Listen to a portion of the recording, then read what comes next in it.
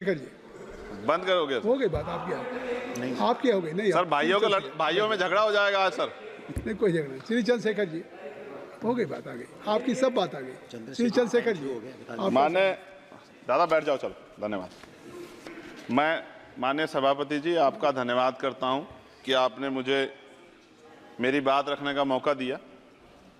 मान्यवर, जिस क्षेत्र से मैं आता हूं, नगीना से, वहां मेरी मांग है कि नेटौर में एम्स हॉस्पिटल बनवाया जाए, क्योंकि वहां पर एक भी हायर सेंटर नहीं है। नगीना के शेरकोट में सामुदायिक स्वास्थ्य केंद्र का निर्माण कराया जाए, बहुत ज़रूरत है सर। नगीना के ग्राम चक सहजानी में अस्पताल है, ईसीजी मशीन है, ऑक्सीजन है, लेकिन चलाने वाला स्टाफ नहीं है। डॉक्टर अवेलेबल कराए जाएं सर। नगीना के धामपुर में स्वास्थ्य केंद्र बना था, सामुदायिक स्वास्थ्य केंद्र 2018 में, लेकिन डॉक्टर ही नहीं है सर। तो डॉक्टर नहीं होंगे तो लोगों की जान जाती है, इसलिए आपसे मांग है कि ये इसको पूरा किया जाए। नगीना के जलालाबाद कस्बे में सरकारी अस्पताल की ज़रूरत है। नगीना के शोहरा कस्बे में सीएससी में एक्सरे मशीन और अल्ट्रासाउंड मशीन ही नहीं सर। शोहरा में एक भी सरकारी एम्बुलेंस नहीं है, उसकी व्यवस्था होनी चाहिए। सहसपुर नगर में मात्र एक प्राथमिक चिकित्सालय है और वो 6 बेड का, 2 बजे के बाद डॉक्टर नहीं मिलता, कोई महिला डॉक्टर नहीं है, बहुत परेशानी होती है क्षेत्र के लोगों को। नेटौर में सरकारी हॉस्पिटल में एक्सरे मशीन नहीं है और गायनोलॉजिस्ट भी नहीं है सर। साथ साथ कोई नाइट शिफ्ट में कोई डॉक्टर नहीं मिलता सर, मैं जाके कई बार मैंने देखा है। साथ साथ सर, ग्रामीण स्तर पर जिला स्तर पर अस्पतालों में बुनियादी सुविधाएं नहीं है, जिनके होने ना होने की वजह से प्राइवेट अस्पतालों में लोगों को जाना पड़ता है, जहां वे लूट के शिकार होते हैं। आम जनता की जेब का क्या हाल है, किससे छिपा हुआ नहीं है।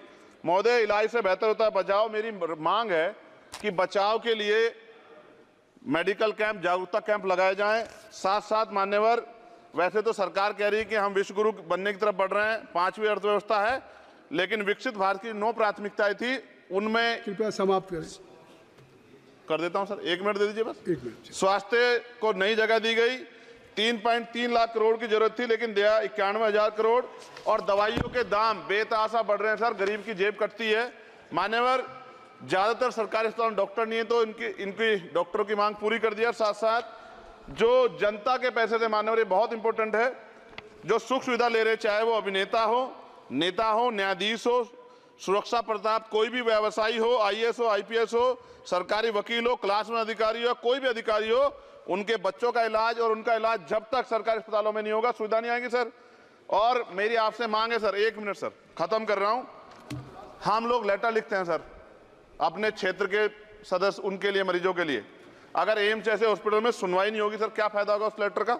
इसलिए मेरी आपसे मांग है, आज हालात देखिए सर, अगर कोई महामारी आ जाए, पहले तो मैं कुदरत से प्रार्थना करूंगा ना आए, अगर आ जाए सर, क्या निपटने की तैयारी है? धन्यवाद। ऑक्सीजन नहीं है सर, कोरोना काल में हम देखा। मैं धन्यवाद करूंगा सर आपका, और मुझे विश्वास है कि आपकी मांग, आपके जरिए माननीय मंत्री से हमारी मांग जो है रखी जाएगी, वो ध्यान देंगी। जय भीम, जय भारत। धन्यवाद सर। मैं सभी माननीय सदस्यों से अनुरोध करूंगा कि जो माननीय सदस्य के शून्य प्रहर में बैलेट में आए थे और जो स्वास्थ्य संबंधी है, उनके लिए अध्यक्ष जी ने कृपा की है कि सभी को अवसर दे दिया जाए। तो जो स्वास्थ्य संबंधी विषय हैं, उस पे 2-2 मिनट आप अपनी बात रखें तो